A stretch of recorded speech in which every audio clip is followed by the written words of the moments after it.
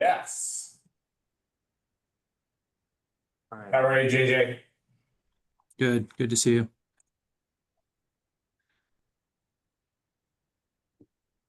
It's like an in-office day for you too today. Yeah, most days we're in the office. It's more of a rare thing to not be in the office at this point.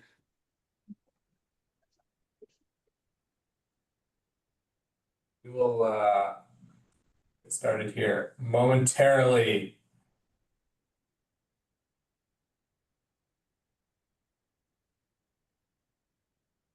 All right, we got Justin, we got John, we got we do not have Molly yet. Who we do not have Senator Grahowski, but we're not expecting her. So Molly is the only person that we may be missing. Is that right, Dan? That looks right to me. I'll resend her a link just in case. I'll send her a note.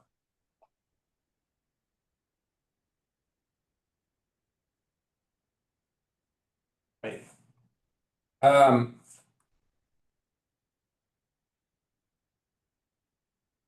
In that case, Justin, I can pull up the agenda here. Do you want to sort of call us to order and get us going?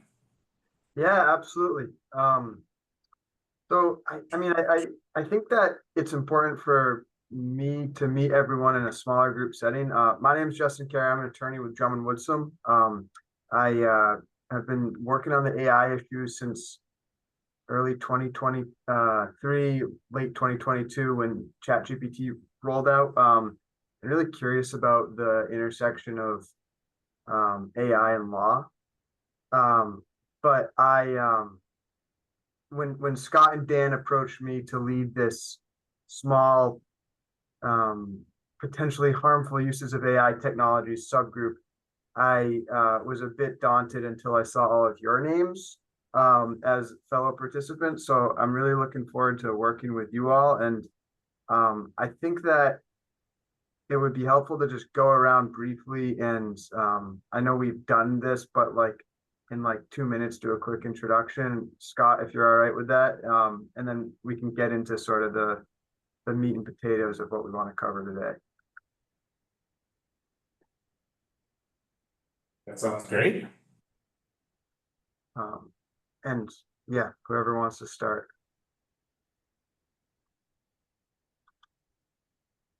Well, the order we see people on our screen is Sarah, John, and JJ. So maybe we go in that order. All right, I'll take that. I'm Sarah Forster from the AG's office. Justin, I'm far more familiar with a lot of your colleagues because I do education law. And so your colleagues and I have been in the thick of it for more than 2 decades now, which is sort of scary in so many ways. I'm a little bit of an accidental member of the task force because within the AG's office, there was no sort of obvious expert in AI, but I had been chicken littling because I went to a couple of conferences last year and AI was a very hot topic, and in particular, AI and how it impacts attorneys' professional responsibility. I mean, the jumping off point, of course, were those idiotic lawyers who submitted briefs with cases that didn't exist, which is sort of standard issue bad lawyering. It's the same thing if you let your secretary, write your brief for you and then don't check to make sure that they're citing appropriate cases. But it sort of sent me down this rabbit hole about what the risks to legal practice were.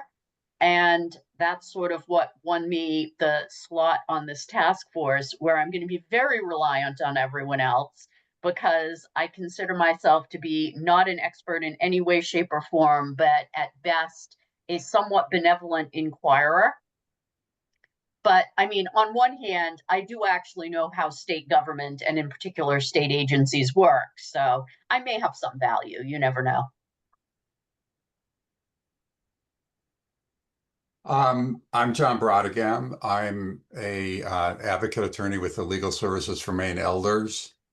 A little bit of my relevant background is that I was in the Consumer Protection Division at the Attorney General's office for 4 years, where I worked with Sarah in some matters, and served in the legislature for a couple of terms doing, a bunch of public policy stuff.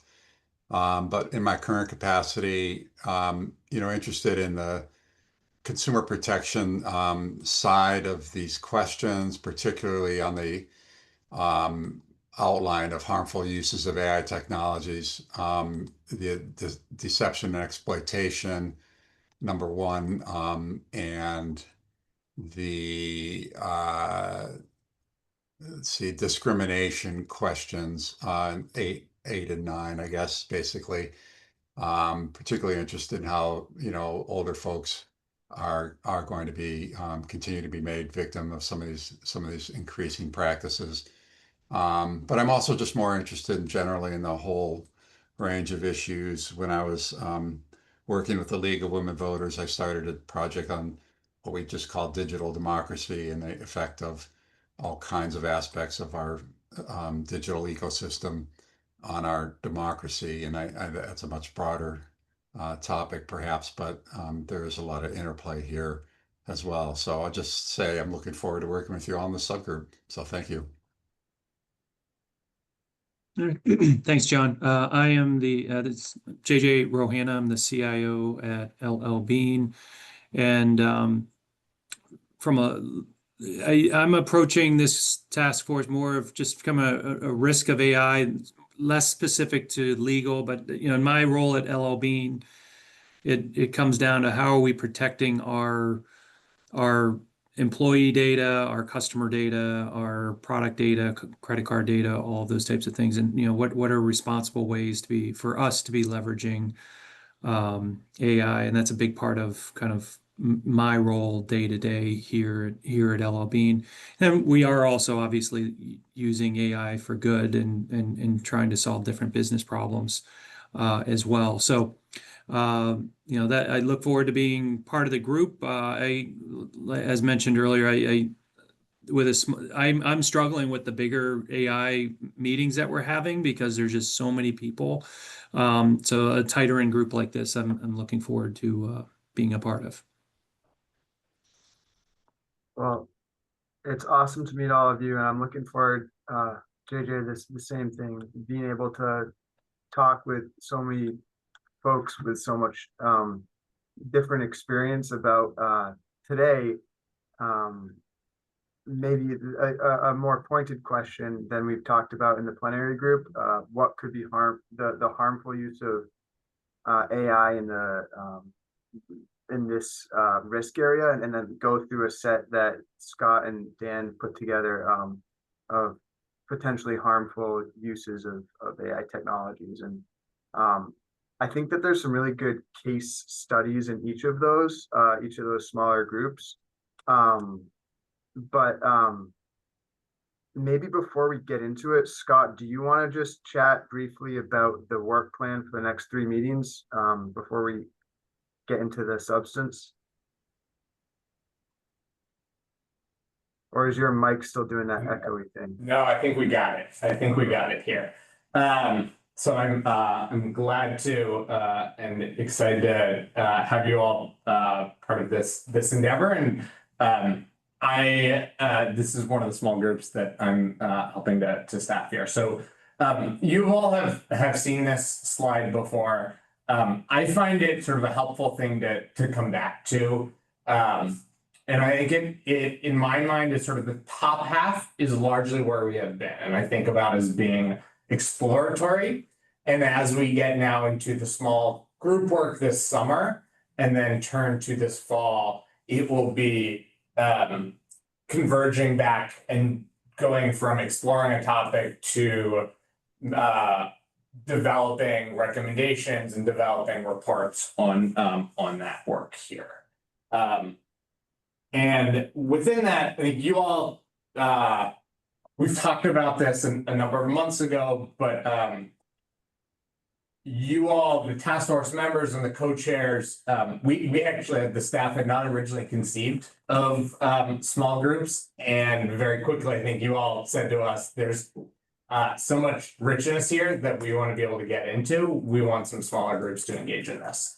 And so you all will remember that we gave you a survey in February asking what things were on your mind as we did work around AI. And what we heard back from you emerged across largely 6 thematic areas that the task force was interested in digging into. And so hopefully these topics feel familiar. This has been the sequence that our bigger group conversations have been covering. And then in parallel, these smaller groups are each going in depth in these areas and are basically charged with trying to develop answers, some proposed answers to these questions that emerge out of the survey and then we develop together. This group F, has a little bit of a distinct task, which there is, in many ways, I think it takes a different form here. So when we asked you all, what were the risks that you all were worried about AI introducing or exacerbating, we heard 9 different categories of risk. And in our conversation with Justin, we've added a 10th around risk linked to health and behavioral health care in Maine. And these tie back to one of the charges of the task force, which is to make recommendations about how to protect Maine residents from potentially harmful uses of AI technologies. So the work of this group starts with this green box in the top right. So it is over the first of our 2 meetings, what we've worked with Justin to conceive is trying to answer these 3 questions. So today we're going to dig into across now 10 different areas of risk that task force members have identified. What to sort of take this kind of concept and let's articulate what is the kind of concrete manifestation of this risk? What does actually might this look like? As Justin said, what are some case studies that have been highlighted in the media or the legal world? And then we'll come back in meeting 2 and tackle the second and third questions, which is about, all right, given those risks, what protections are currently available under the law? And then what have other states taken to address this risk area?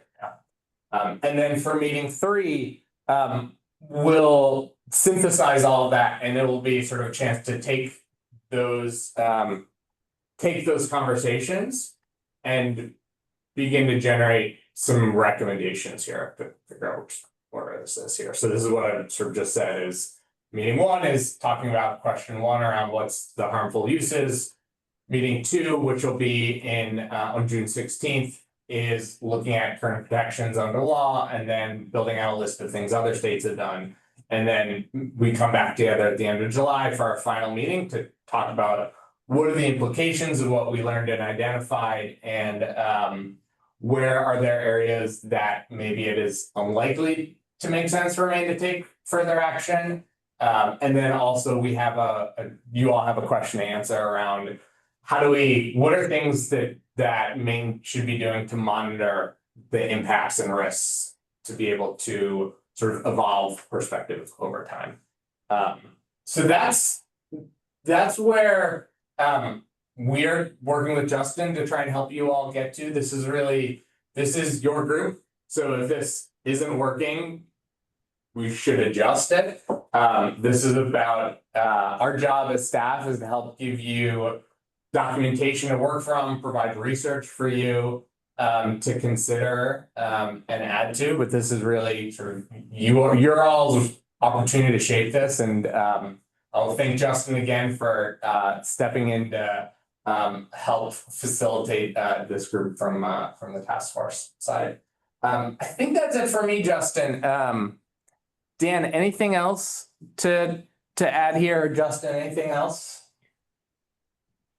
The only other thing is just to go back to the main roadmap and think about the sort of bigger picture of what the task force will end up doing with this, which is going back and in the fall and looking at what we produce here and pulling it all together. And I have thus far been able to sit in on each of these subgroup meetings, and so I'm happy to be here as a resource for what other conversations are happening in other small groups. But looking forward to the conversation.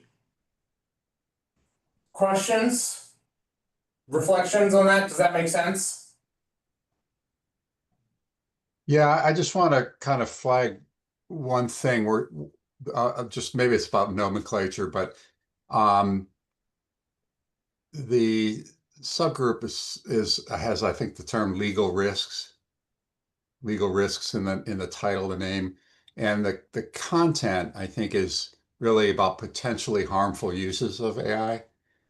And I don't want to get too caught up in the terminology, but I did have a little bit of a question about just like what are we talking about with the word legal here? And I don't know that we need to, untangle that, but because I think that the structure around the potentially harmful uses is what we really should be talking about. But I just wanted to just put that out there to see if there's anything that is captured by that sort of legal aspects framing that that we should be thinking about as we have these conversations. I agree with you. For me, it's more of like, what are the general risks of AI? But that's the way I view it.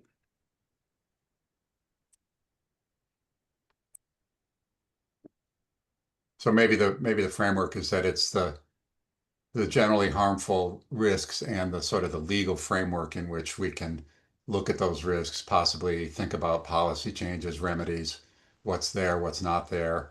I mean, for example, in the case that I mentioned, the exploitation of older folks, are there legal tools that are missing, or do we already have all the legal tools? Or the problem is more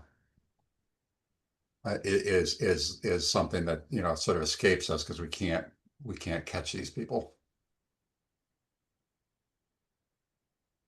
Yeah, I think I totally agree, John, with the comment. I feel like the second and third meetings, right, current protections and other state responses implicate sort of legal solutions, and then implications and recommendations for action, right? The third meeting might focus on a proposed solution that is statutory or isn't like a public outreach campaign or I think that those two meetings certainly have legal components to them. This first meeting is, I think, a lot broader, and it's just harmful uses. I think that's an important distinction. Scott, does that comport with your understanding of what we're talking about today? Yeah, I think that is. I think that is all really consistent with how I've been thinking about it and how our coaches are thinking about it. I think the part of the reason this word is in here is to do that kind of orientation towards, are there statutory remedies that should be thought about or not? The other piece of that is in here, I think you are all right that this word it is not phrased directly to get at here. Several folks in the feedback survey, and this was echoed by our co-chairs, and said there's only so much in terms of sort of the broad, existential risks to humanity that AI may introduce that sort of are in scope for Maine to tackle. And so that is a little bit, I think, of what implicitly this is. They were encouraging this group to set a little bit of boundaries around of are we gonna all get turned into turned into little human power devices plugged in, like that is not largely what folks are thinking this group is tackling.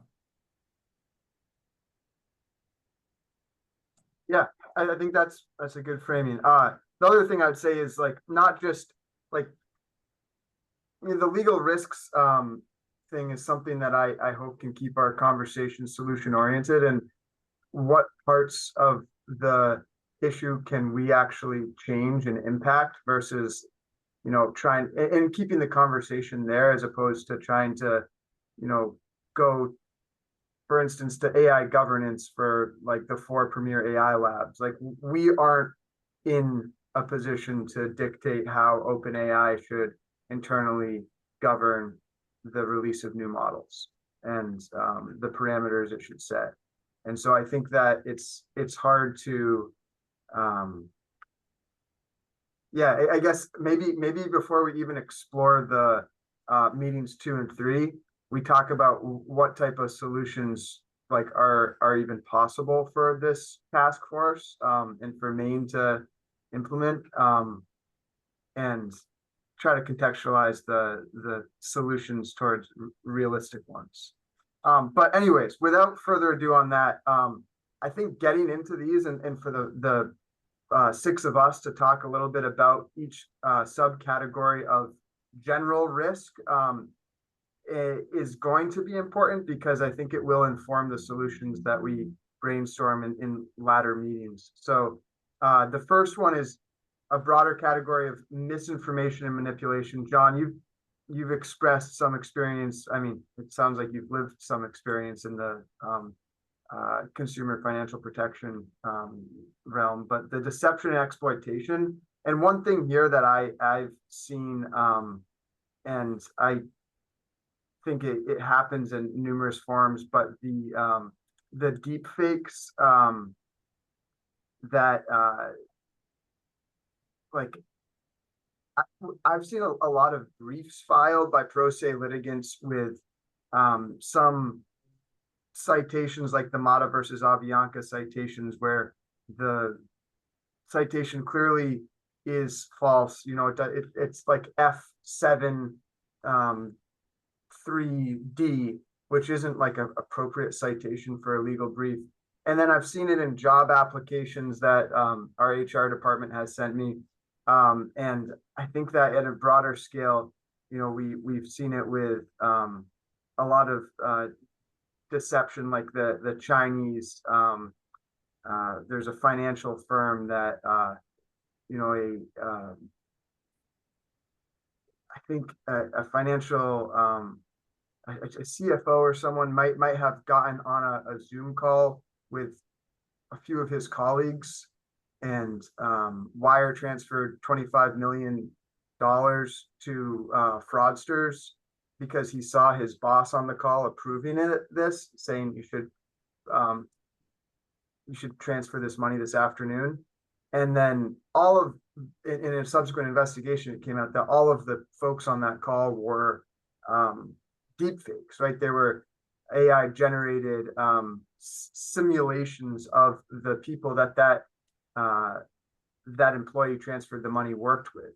And that type of thing is exactly like the type of thing that a lot of Mainers that I know aren't equipped to deal with, right? Like there's the technological acumen of a lot of my relatives who live around Maine is not the same as folks in Silicon Valley. And they're more susceptible. My aunts and uncles and parents are much more susceptible to this type of deception than a lot of maybe digital natives is too dated a word, but folks who have grown up with this type of risk as a real one and on a computer from the start and understanding, the ways that what you see is not actually real and that suspicion. So I guess like I wanted to open the doors to a little bit of a broader conversation about, in particular, the deception and exploitation, the examples maybe we've read about or that we've seen. And just, I know it feels like kind of like identifying problems without immediately troubleshooting and finding solutions feels a little bit like complaining, but I think that there is some utility in us identifying these and learning from each other about the ways deception and exploitation using this new technology have come up in our lives or things that we've read about. So does anyone else have something on that topic that they, and it could be one of these examples that Scott and Dan put in this document, but that they think, and John, I'd maybe start with you, just given your experience, that you think is worth talking about here today?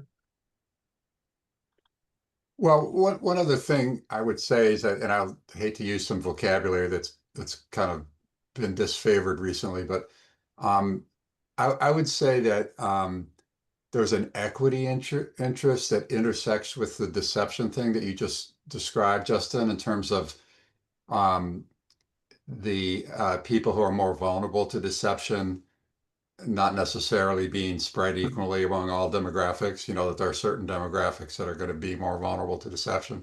And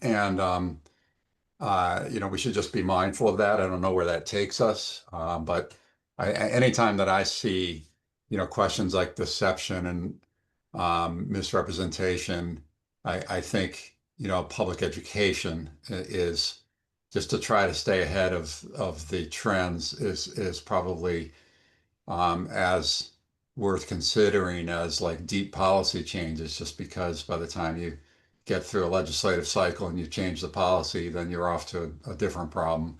So the public education should be part of a toolkit for thinking about like how do we protect ourselves and those people who are more vulnerable. Yeah, absolutely. Sorry, JJ. Yeah, I'll just pile on or add to it. I don't know that there's anything terribly new that I'm going to say, but at LLB, different perspective potentially than the lawyers on the call. But what we're constantly, you know, dealing with different threats from threat actors out there, and it's very like much in line with what you're saying, John. Like there's different demographic groups within our company that are more at risk than others. And the threat actors are only getting smarter by different types of campaigns that they're running on the outside with the assistance of generative AI. For sure. To give a couple of examples, our finance department is absolutely targeted way more than other areas of our company. Back to the example of the CFO that was deep fake to give money. We're definitely mindful of that, and there's tactics that we have that are a little bit different for our finance department than other areas. There's so there's a variety of internal, considerations and threats that we have, and then there's also threats to our customers or consumers. An example that we've had that we are continually dealing with is that threat actors are building fake websites with LLB content. It is our content. They're just stealing it from the web, putting it together a different way, and linking it in different ways on the internet and tricking our customers. And again, certain demographics are more susceptible than others to buy from LL Bean, but they're actually not buying from LL Bean. They're just giving their PII and some personal data and credit card data to a fake website, and then that information is depending on the threat actor, they do different things with that data. But there's all types of risks in that regard. And whether it's equity, demographics, we're seeing those same things on a continual basis at Ella Bean. As I think about it, we try to educate internally, educate as much as we can of things to look out for, but candidly, the threat actors are getting smarter with time. So just a simple thing is, our phishing campaigns from the outside used to have grammatical issues, used to have a variety of different problems, and now they're super clean. And there's what's called spear phishing, where now they can figure out through LinkedIn and other sources who somebody's boss is potentially. And so we have examples where a fake boss is sending an email to one of their employees with a very specific request that makes sense to the employee. So it's getting more and more difficult to determine what's fake and what's real. And that's something we're continually educating people on, but it's hard. Okay. So I don't know that I added anything net new, but the risk is absolutely there, and I completely agree that it's more people Some people are more at risk than others for a variety of different reasons. I mean, the state email system is just a gold mine.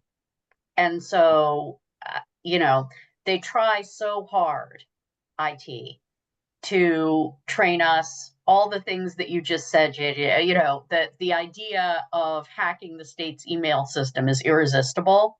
And so the number of phishing attempts that we get every day is just mind blowing. And Yep. I agree, they're getting more and more sophisticated. My latest favorite is it came to me as a request to submit a proposal to present at a conference. And they had accurately found an organization that I work with, a conference that they put on. I mean, like the level of detail was really striking. The only thing that tipped me off that it was fake was that it wasn't enough lead time. I knew the organization well enough that they wouldn't reach out to me and say, can you submit a proposal within this turnaround? But that's pretty sophisticated. I mean, if you're looking at what's coming in. Yeah, no, definitely. One of the things we talk about, and I don't know how much it relates to this conversation, but at LL Bean, we talk about defense in depth in our cyber capabilities. So, assume that there will be failures and, employees will click on that email or will be impacted in some way. But what other controls do you have in place? So again, in our world, if an employee's tricked and based on that click, a threat actor gets access to our internal systems, what other protections do we have, such as identity and access management, that okay, that threat actor can get in, but once they're inside, they can't really traverse and go to different systems because that employee has limited access. So only giving access to employees that is absolutely required versus more carte blanche. 10 years ago at LL Bean, basically most people had access to most things, and it's very, very different now. We're really siloed in what data access is provided. So I don't know. I don't know if that's a remedy to some of this in some way, shape, or form, but it's something that we talk about a lot internally here. No, I think it's an important remedy, but it's also one that from a personnel management perspective has to be dealt with some delicacy, because I mean, I think I'm the only person in state government that literally wants not to have access. Everyone else feels that if they're being denied access, it's somehow an assessment of how valuable they are. Right. Whereas, the AG's office, we all are constantly trying not to have access, because in our world, access is potential culpability. Right. Oh, yeah. Yeah. Right. Like I don't have access to our credit card systems, and I don't want it.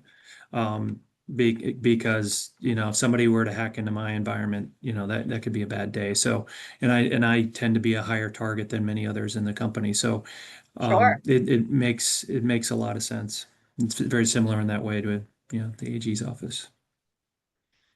Can I ask, I want to ask you a question to pull out, just you seeing, I'm trying to take notes to capture this conversation. I want to sort of test something I think I'm hearing.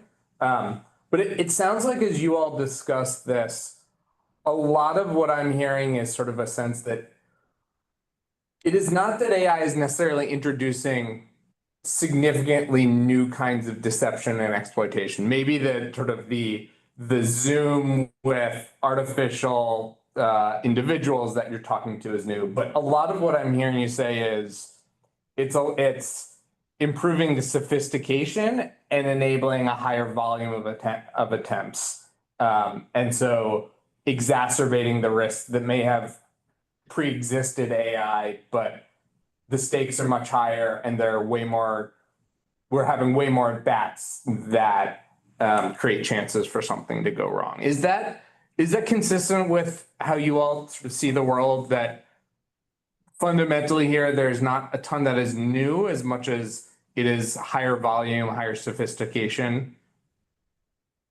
Yeah. I think so.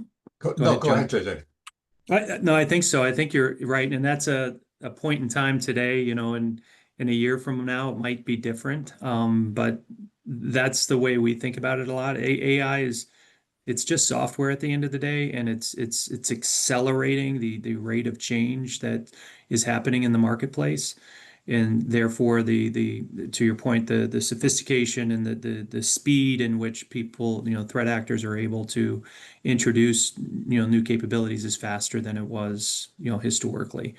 And they're building on, existing tactics for fraud, and they're, creating new ones, as time progresses. But I don't know that it's completely new. It's more of just an advancement. Go ahead, John. No, that's all totally, I totally agree with that. That's all, there's sort of a psychological factor here. I think everybody has a detector. Everybody has ability to kind of sort out what's real from what's fake. And various, a lot of folks, I think of my 93-year-old dad who's not, he developed those skills, many, many decades ago, and they're not really apt for today so much. But we all have that capability, and it's just the technology is getting increasingly, it's outpacing our ability to refine our own BS detector abilities. And I don't know what to do with that. It kind of goes back to the public education thing, but um, I think your framing of it is really correct. That this is mostly hypercharged, technologies that are going after some of the same old scams and schemes we've seen in the past. So yeah, I think those are all so valuable, and I've been taking notes vigorously as well, Scott. I think that, like, as I'm hearing this, Sarah, one thing you said to me jumped out, which is the way you caught that potential scam was by having some knowledge of the individual who schedules those events, and knowing that, they wouldn't have given you such short notice. That you would have in the past had weeks more time to prepare for that type of presentation. And I think that, like, I know we're just problem identification right now, but like, as we start to think a little bit about solutions, like, that's one thing that strikes me about Maine is, like, one of the aspects that makes us more resilient is the size and the, like, relative connectedness of the state. Like, oftentimes in my line of work, I'm not dealing with somebody for the first time, like, more than 10% of the time. I've worked with that opposing counsel before. I've worked with that client before. And I think, like, it's also unique for scammers and like cyber criminals to have, like, multimodal access. So, like, that I couldn't just pick up the phone and call that person whose contact I have and say, hey, is this your email, or was this sent from somebody else? That's rare that I wouldn't have their number, and it would be even rarer that, if I did call that number, it somehow links to some cyber criminal nefariously pulling all the strings. Like, I don't think we're quite there yet. I don't think that's happening. And to Scott's comment about, this isn't like a change in kind, it's just a change in degree of cyber crime. I think that's an important touchstone, because a lot of the solutions, like dual factor authentication and just checking in with somebody, talking to a human face to face, those are still viable solutions. So just a seed as we think about meetings 2 and 3 of this subgroup. But Justin, what that comment makes me think of is the other thing that I think culturally, as a native Mainer, that works against us is, I think people would describe our culture as trusting. In other words, because we're used to such small circles, I think we're predisposed. Okay, maybe lawyers accepted. We're suspicious of everyone. Right. It's a professional requirement. But a lot of people, and particularly, and I'm going to go back to the demographics issue, as an older state that's not getting younger, there's a lot of trust. And the flip side, again, particularly with an older demographic, Once that trust is breached, they then become, and this is a gross generalization, but still afraid of everything. So Yeah. there's sort of there's an action reaction. Sure. And so, the solution, I think that particularly with that demographic, the solution has to be sophisticated because it's very reality based that they need to be able to access their doctor's offices and other places that are going to use this technology. So they can't let fear make it impossible to manage. At the same time, the initial trust that we tend to extend to overtures is potentially perilous. A good point. So you'd agree though that we have sort of like there is some benefit there to the smaller communities and that you can check in with people. And Oh, that, absolutely. and you often aren't dealing with new entities the same velocity that, take a profession or occupation or community position and put it in New York City versus rural Maine. Like there's different exposure to strangers and unique requests in a more urban environment and with more people around. I think in Maine, there's less of that, but because of that, maybe our defenses are down. And so like, how do we leverage the one without, losing sight of the other? Exactly. My experience is exactly like yours. It's so rare that I get an overture from someone that I don't know. Yeah. Or that I don't know what the connection to them is, even if it isn't mine personally. I'll know that, the office is involved with them for X reason. Other Right. than that, no, we don't see, at least I don't see a lot of external stuff. Hey, John, I feel like this would implicate skills you'd have in terms of like, I don't know, like lemon law, past deceptive commercial activities and unique qualities to Maine that have implicated either the nature of the problem or the nature of the solution. Yeah, this may be kind of a side point, but something Sarah said made me think a little bit about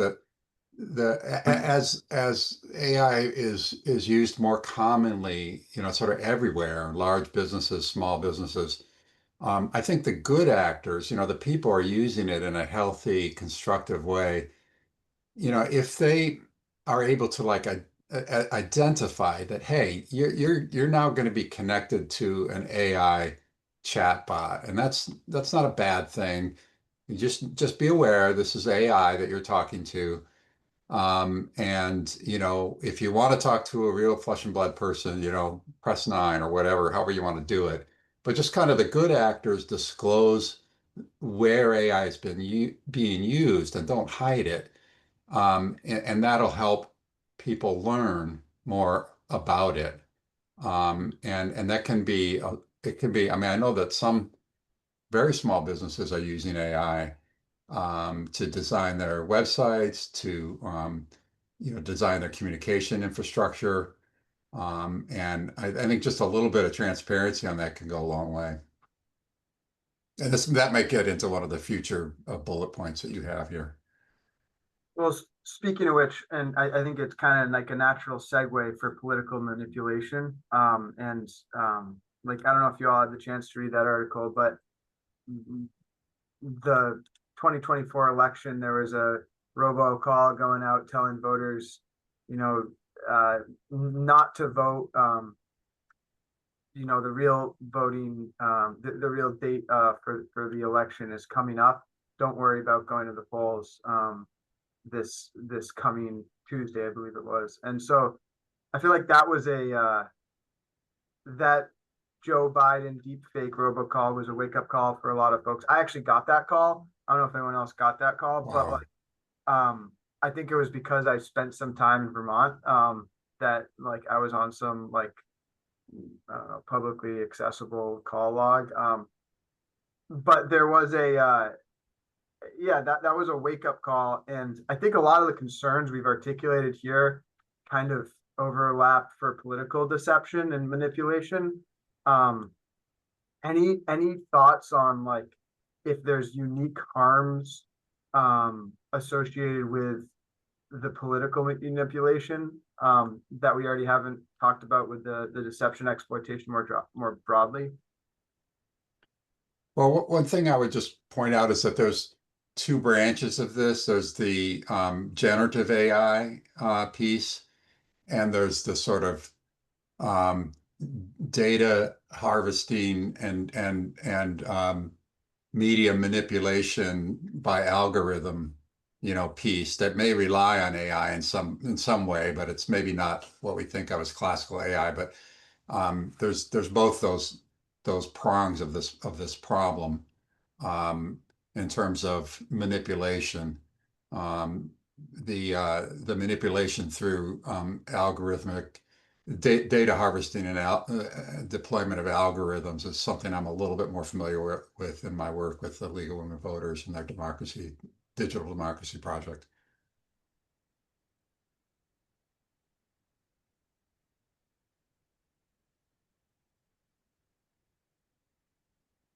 Can you talk a little bit more in that second thread how you see AI enabling or accelerating the data harvesting part more quickly in ways that potentially problematic? Yeah, I mean, that's mostly a suspicion, and just on the basis of the, gigantic amount of data that's out there and how it's being um, processed in a way to identify individual consumers, whether they're political consumers or economic consumers, and to feed them what the algorithm thinks that they want or what is going to most stimulate their reaction, whether it's to buy something or to click on a like or you know, to react emotionally to something. Um, I just have a sense that that's there's a lot of AI that goes into that process, but it's not something I know a whole lot about. Maybe that, strictly speaking, isn't what we're talking about with AI. I'm not really entirely sure. If that's something that's more tangential, then that would be fine with me. But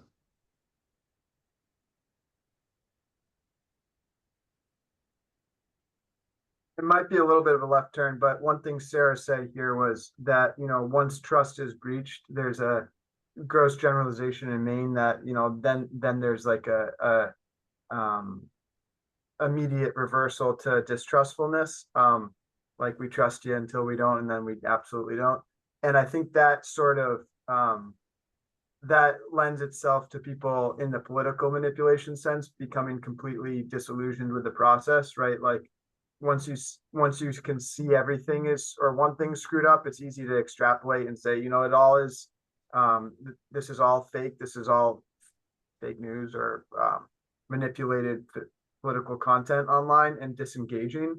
And yeah, I guess the fact that the political problem isn't unique to Maine, right? It's unique to democracies, maybe in some senses, but like what is unique to Maine is that attitude and the fact that voter participation does go down quite quickly, and when there are events like these, like the Biden robocall thing. And I think that that's a form of manipulation too, right? Just getting people not to participate. And I'm curious if there's any like, yeah, maybe as we put a pin in this one and come back to it later, if there's any like last thoughts about sort of political manipulation that are unique to Maine and the future we all see with AI being involved in both like political outreach campaigns and also attempts like the Biden robocall to keep people from voting, in a way that would benefit a different party. Well, I mean, one subset that I think is statistically correct is that Mainers vote absentee at a very high level. And so I was thinking about the Biden robocall. I mean, I can imagine a number of ways that you could discourage people to vote absentee. You know, in other words, a targeted campaign that suggested that, you know, all the absentee voting was actually fake or was, you know, not going to be counted or what, you know, the fact that a large percentage of Mainers don't actually physically go to the polls to vote, I think makes us vulnerable. There's also, you know, in the legislature right now, there are bills on this topic. And it used to be the case where, you know, generating a fake, you know, narrative from a person with their actual face and voice was required some kind of like technology and investment of expenses and coding or whatever. But now it's really can be done very cheaply, and even like a small local political campaign can do it. And there may be, I mean, I think the ethical questions are pretty clear, but there may be even some question about legally what you can and can't do currently under the law. Like there may be some attempts to do something like that that could, you know, that might a court might not enjoin. So that's just a subject for further consideration. Is like, you know, are the laws clear enough in that particular area? One thing that I think I'm hearing come out of this conversation, just sort of to maybe put a little bit of structure in this category that's helpful here, is there's a category of political manipulation that is maybe done by threat actors outside Maine or who are not sort of political actors. And then there's a second category of activity. I think this gets to a little bit more of what you were just saying, John, of what are campaigns doing to each other? What are political action groups doing? What are candidates doing that are a little bit more, you know, that are initiated by political actors in Maine? And that feels like a place where I can imagine us, you know, having a stronger ability to set boundaries on what is okay and what is not okay. And I think to your point, John, like there may be a really strong foundation for that, or it may be the foundation that we have doesn't quite reflect the current technological reality. But I guess, did that distinction feel helpful for you all in terms of kind of sorting through how we might tackle this one in the future? Right. Yeah. Yeah. I mean, in the political world, at least you have the reality that the political opponents are usually highly motivated to put an end to whatever's going on. So, you know, you do have some incentive in the structure to keep, I don't know, to try to address some of it. For the sake of time, maybe we move on to legal and ethical concerns.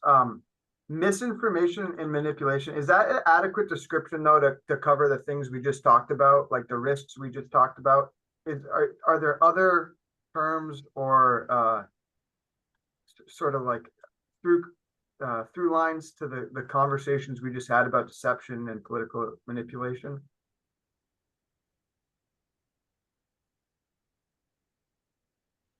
Justin, I wondered if maybe we come back to that at the end.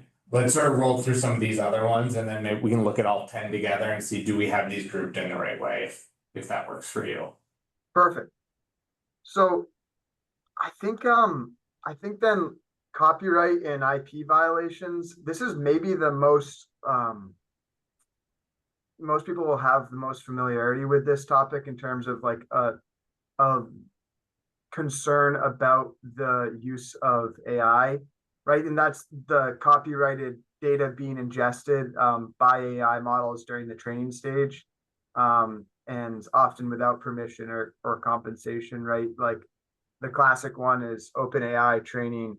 I think the GPT 3.5 on like the entire corpus of New York Times, and that resulted in this pretty drawn out lawsuit with some fascinating filings between OpenAI and New York Times.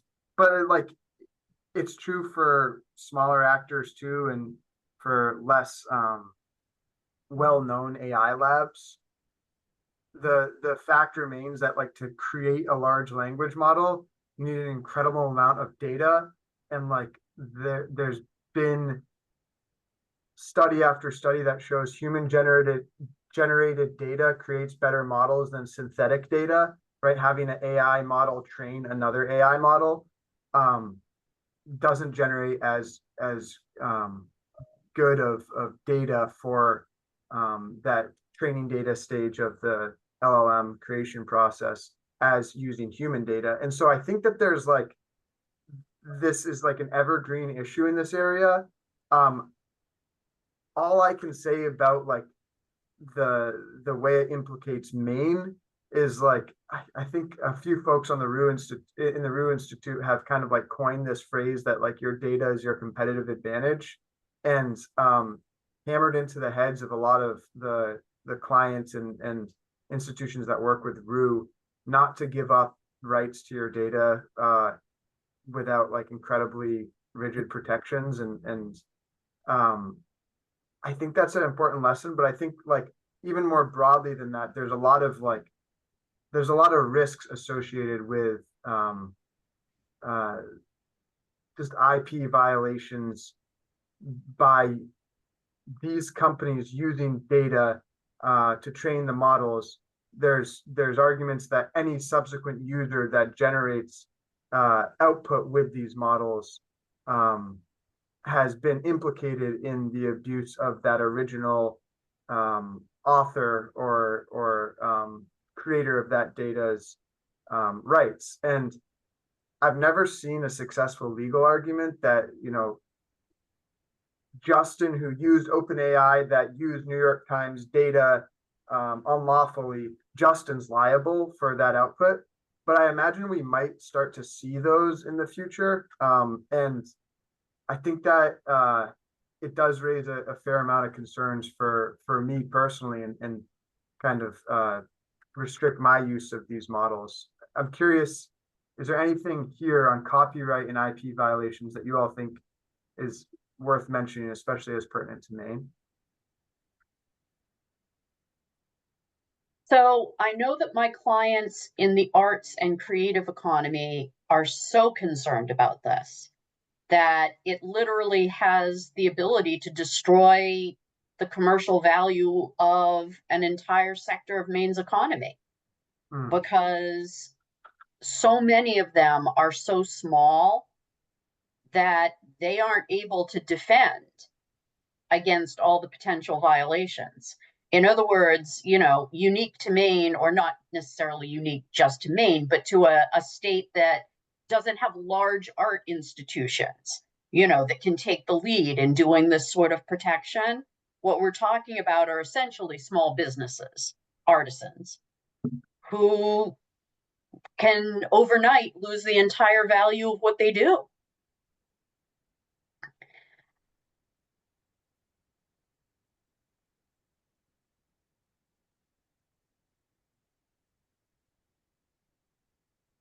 Yeah.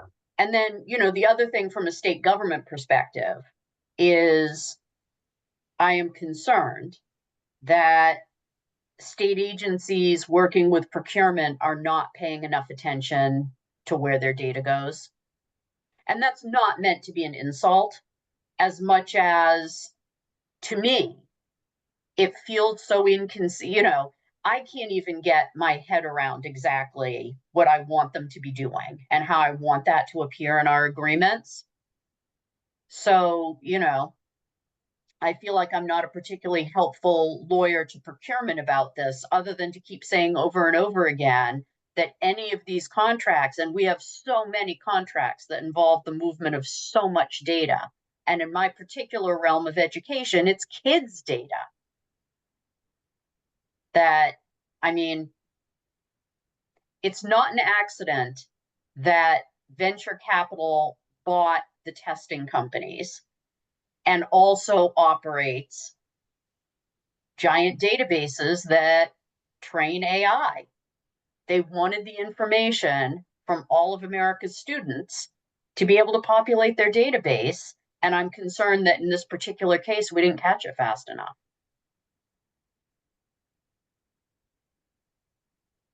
I mean, we saw the transactions taking place and we speculated as to why, but actually putting the protections in place, I think the horse may have been a bit out of the barn before we got there.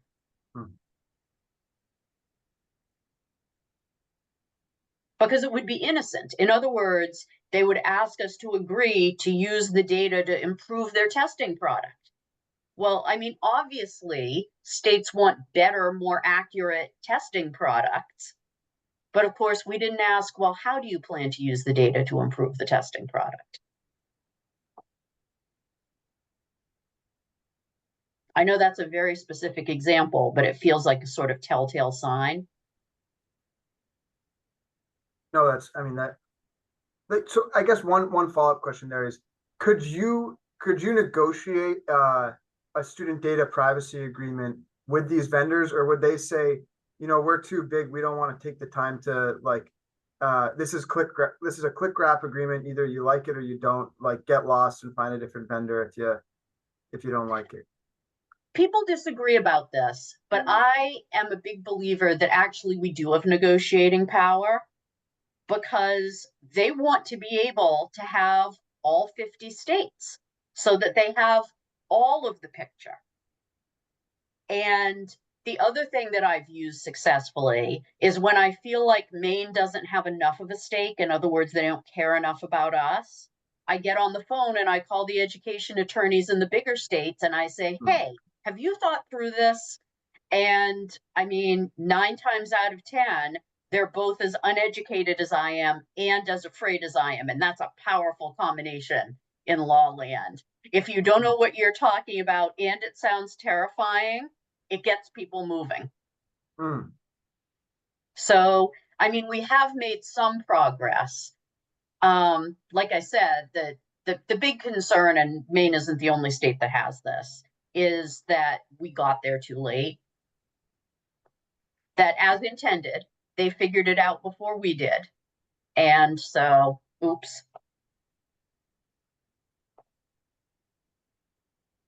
Well, Go ahead, Justin. No, I think, sorry, that's an incredibly helpful anecdote. And I think that, I imagine there's different iterations of that for every small subsector of the economy in Maine. And that there's something to be said also about, from a commercial viability standpoint of a platform like Power School or Magic School, for them to practice proper data hygiene makes them a more valuable resource for schools. Whether they catch on to that before there's some terrible leak of students' PII or after remains to be seen. It seems like they're quite slow and not quite that responsive to overtures at negotiating student data privacy agreements, but it's definitely heartening to know that there's conversations between you and colleagues in other states in your position, working to leverage your positions and get those companies to maybe be a little bit more open to those negotiations. Yeah, no, I mean, I will say bluntly that despite how terrible things are at the moment in my operation with all of the multi-state lawsuits, it's just opened tons of doors for interstate cooperation that will extend far beyond 500 lawsuits versus Trump or, a cabinet member or a department of the federal government, and has really, really helped push forward the idea that there are a group of states that have very common interests, but have very different skills and capacities. Interesting. It's my lemons lemonade phenomenon that lets me get up in the morning and come to work, right? I'm laying a foundation for future things.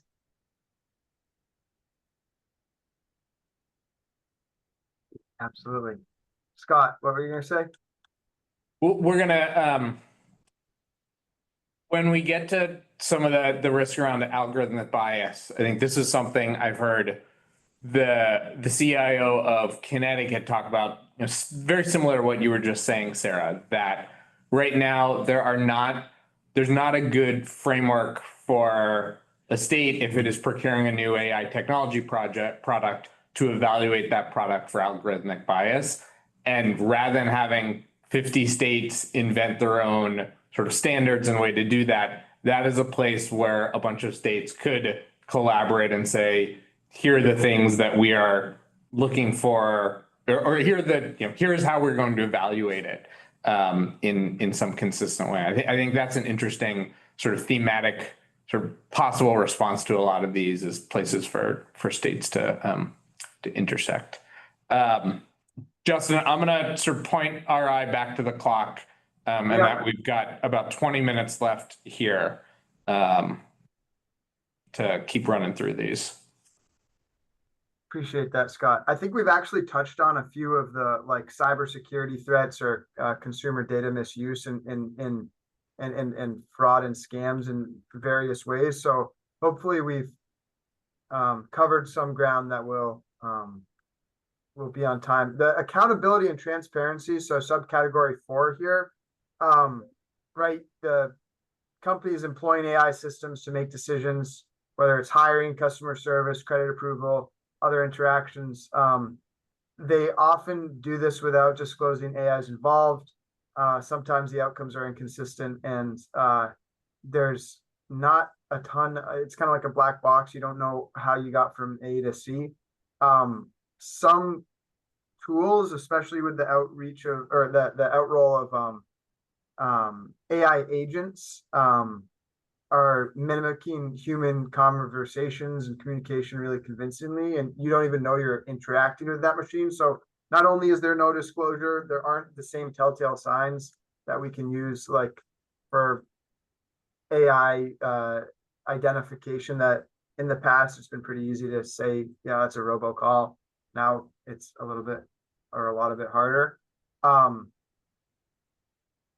I think we've kind of talked a little bit about this, but any unique challenges or anecdotes from you all? I have some, but I'd be more curious to hear yours about the lack of accountability or transparency, or in other words, the absence of disclosure that AI is being used.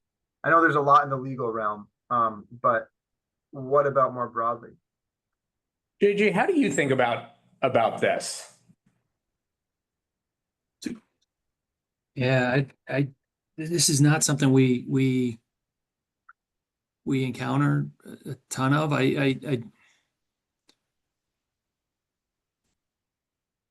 Yeah. Do you have, as you all are finding places where AI can solve business problems for you, are you coming across places where you're feeling like you all are having to make a choice about disclosing sort of when AI is involved or not? I mean, the example of this that I find, I think, helpful to think about is in the healthcare space, and we're going to see some of those next week. And sort of what are applications of AI where disclosing to the patient is important and necessary, that has been used as sort of part of informed consent, and where are, but there are lots of tools that healthcare providers use in their day-to-day basis that, when I go to the doctor, they're not telling me, well, I use Epic for EMR and you need to disclose that, and sort of where, I guess, how do you all think sort of in your business about what are the things that you want to communicate to consumers around when AI is becoming involved, and what are things that may not be valuable to? So when I think about where we really haven't rolled AI out in a huge way, in a big customer facing way, like there some examples of what we're doing is, we're creating product imagery and eventually here pretty soon videos that are AI generated. We're not currently thinking that we're going to communicate to customers that that pair of bean boots that's in a new color is actually the image that you're seeing is actually an AI generated image. The product is going to look just like the image. So there's not anything that we're doing from a transparency perspective around AI at this point. And from a call center perspective, we're not, thinking about automation with, you know, assistance and those types of things. We're not doing anything in that regard. If we were to do that, we would be very clear that you are going to be talking to an AI rep versus a human being, but we're not doing anything along those lines.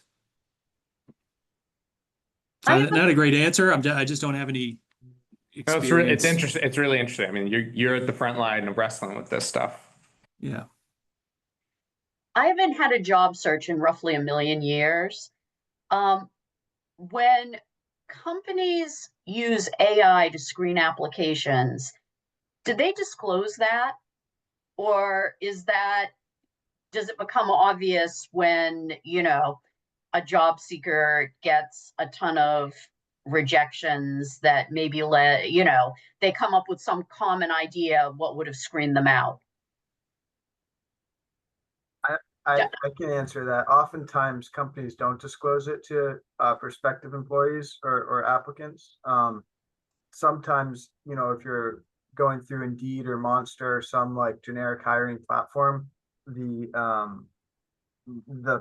prospective employer doesn't even know that there's automatic filters that are preset to turn on that would screen applicants who didn't actually submit a CV or letters of recommendation, for example. So like there's sometimes like filters built into the software that neither party knows of or chose. And that's one of the concerns with these generic hiring platforms. I think that most of the time, like entities that are more thoughtful about their process would know if AI is involved in the decision making, even like the filtering and whose application gets to the top.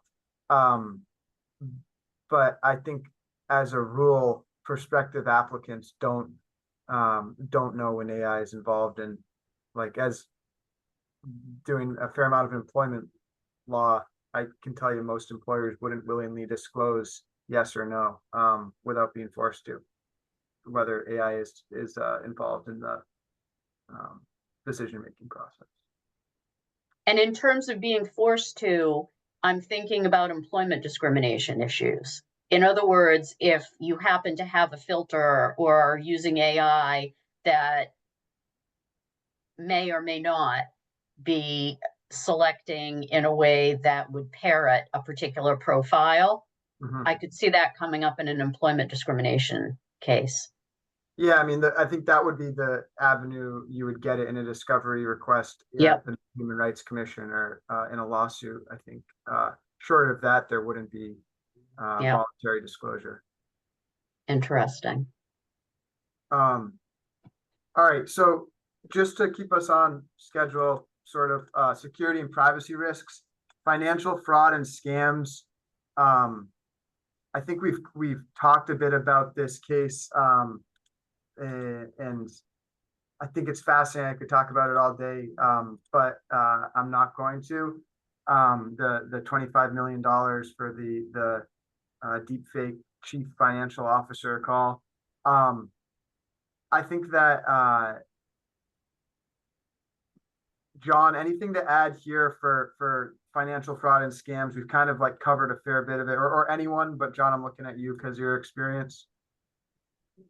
I would just mention one thing is that we did pass a bill in the legislature this year that allows financial institutions to do what we refer to as stop and hold on transactions, allows them to, if they suspect something suspicious in a particular transaction, they have more power to freeze the transaction temporarily and kind of notify and investigate, and consumers can identify a trusted contact person who can help figure out whether there's something going on. This gets into John, do you know what the LD number of that is right off the top of your head? Sorry to interrupt. I can pull it up. Yeah. But this does get into the psychology of it, because a lot of times this kind of manipulation is not necessarily on account of AI. I mean, it can be, and it probably will be increasingly, but a lot of it is, um, more building relationships and the foreign sweetheart thing and so on. But that was a good discussion in the Judiciary Committee. Um, that's super interesting. Yeah, I think I found that, Bill. I'm just gonna drop in the chat. Financial exploitation of older Mainers. Is that the one? Right. So I want to breeze through data misuse because I think we've talked a bit about that, but I'm gonna kick that over to you, JJ, and see if there's any last words on data misuse for consumer user data. Yeah, well, boy, it's a big topic, and it's Yeah. certainly it's all of our data exists in the dark web, and the threat actors are using that in different ways at different times. And there's lots of different campaigns types, as we've talked about already, for kind of harvesting that data, whether that's from an individual or ransomware or breach attacks on different environments. So as we've talked about already, the threat of AI is just increasing, or AI is just increasing kind of the threat landscape and the sophistication that exists there.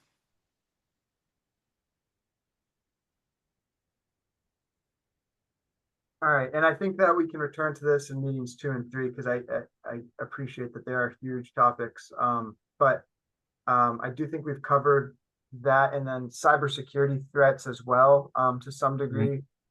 We've talked about this. Does anyone want to add something before we go to bias, safety, and discrimination? All right, great. Well, this last category I think is one of the most interesting and sorry, was there, Scott, a word to say there? I think this discrimination, bias, and safety one is probably the easiest to articulate and troubleshoot. I've found that employers have come to us as a law firm and asked for audits of a certain process, for instance, a hiring process, or we had a school client come and ask about their selection for who gets what positions for like athletic director and various coaching positions that were coveted, and whether there was any bias in the process. And we found that one individual was using AI to just help organize applications. And there's an argument that like the way that the AI prioritizes information could be biased. The upshot of that for me was that like when you have, I guess the rule is garbage in, garbage out. When you have an AI model that was trained on biased information, it's more likely to give a biased response. If you rely on that response, you're more likely to kind of carry that bias forward. And it's like this recursive bias because humans are biased and they create biased information, and models are trained on that information, and people then use those models to create more biased information. So that happens a lot, right? There's historical like falsities, like the Black founding fathers example from Google Gemini, where users would find a request for Gemini to create a picture of the founding fathers, and it would be this incredibly racially and ethnically diverse group. And an investigation of that was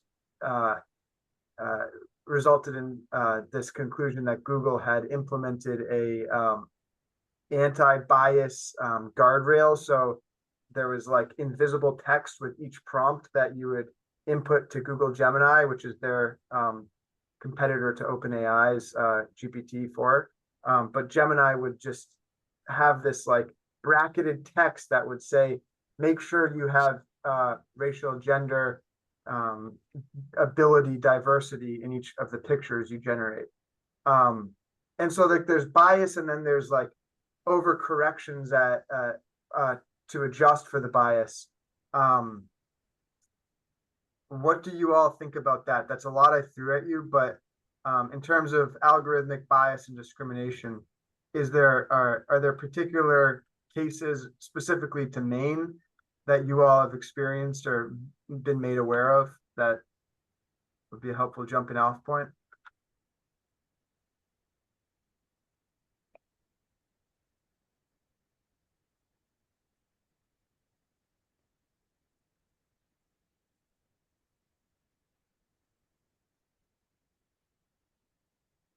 I'll ask a complimentary question to Justin here too, is are there elements of algorithmic bias or discrimination that you all get concerned about that aren't reflected in this description?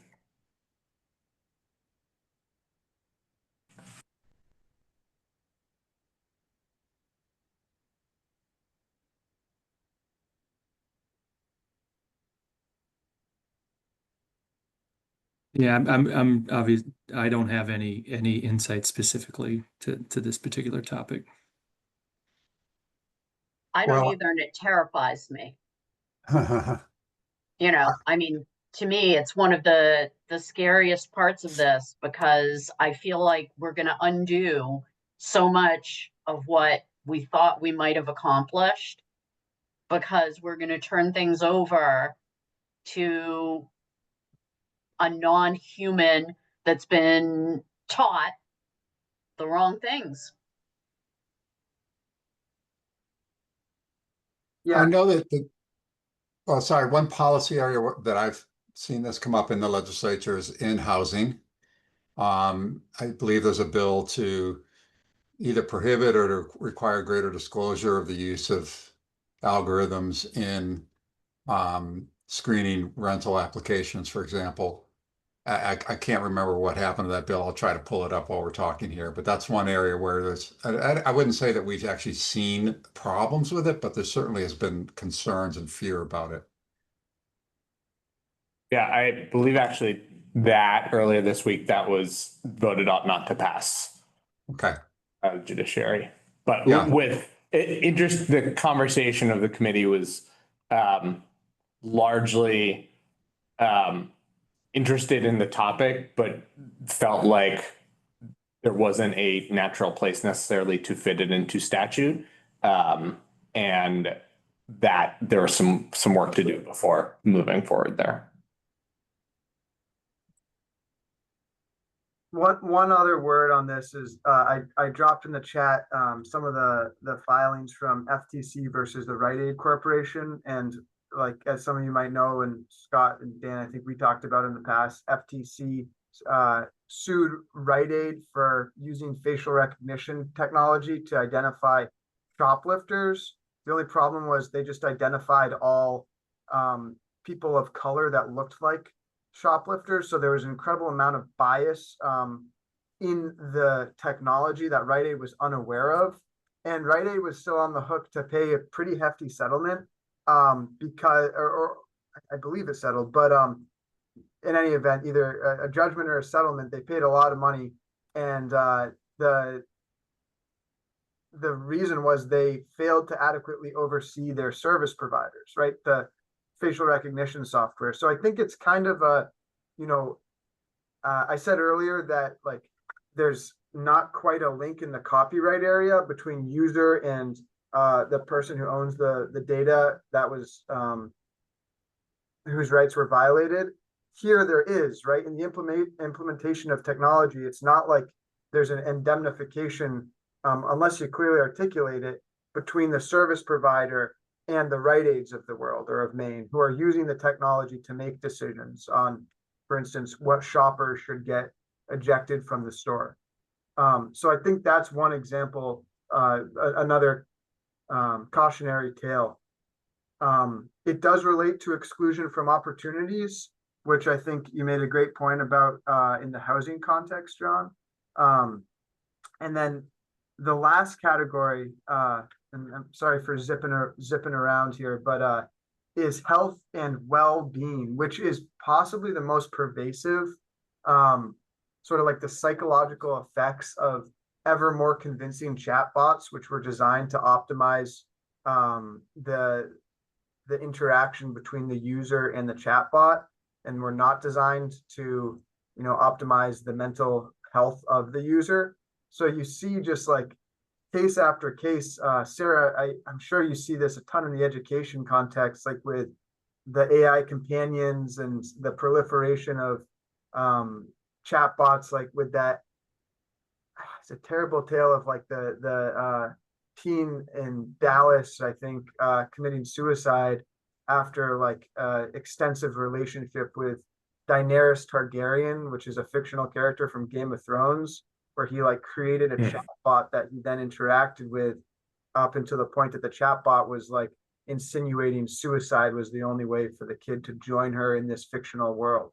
And it was just like so like science fiction dystopian future, and that stuff's happening. And so like here, the AI health and well-being, it feels so important to talk about that, and nowhere more than in the education context. So Sarah, I'd punt that to you and just see if there's anything you have to add there. I can't say it any better than you just did. I mean, the crazy part of it is that the students who are often able to outpace any adult that could try to put some boundaries or bumpers in. I mean, we've always since forever joked about kids knowing what their parents don't, or kids knowing what their teachers don't. But in this case, it's very real life and death stuff, because by the time the adults are able to intervene and unwind or try to sort out what's happened here, it's too late. It's too late. I mean, the most heartbreaking parts of all these stories are when the parents or the trusted adults say, it never occurred to me that this could even be done. Right. So in other words, they couldn't protect their child because it was something that was inconceivable or just wasn't even in an option. But, the other thing is, which is a little related to this and a little related to deception and a little related to a lot, I mentioned older people earlier. Kids being all over online, and then those profiles being used against them. In other words, the ability, they're feeding their content into these things, and we haven't even begun to see what's going to come back out because they've offered up all this content, right? I mean, to the extent that they're scraping tons and tons and tons of data, kids are putting tons and tons of stuff out there to be scraped. So as much as we try to protect in the education industry and other industries, try to protect their PII, they are volunteering gobs and gobs and gobs and gobs. Well, I think that's totally I think that is one of the biggest risks. And it feels like it feels hard to identify problems. I know we're at time, and not identify solutions. So I'm really looking forward to the next meeting where we're gonna talk about current. We're gonna solve all of it? Oh. Well, maybe the first step down there. We're going to talk about current protections and remedies available under the law for the types of harms that we covered. I think, Scott, for the sake of time, we stick with this outline of the types of harms. It seems pretty good. And if we think of multiple solutions to address the types of harms, then so be it. But are you okay with that just as a time-saving measure? And we can go forth into the next meeting with some thought around the problems we discussed today and some solutions to address them that other states have already implemented? I'm okay with that.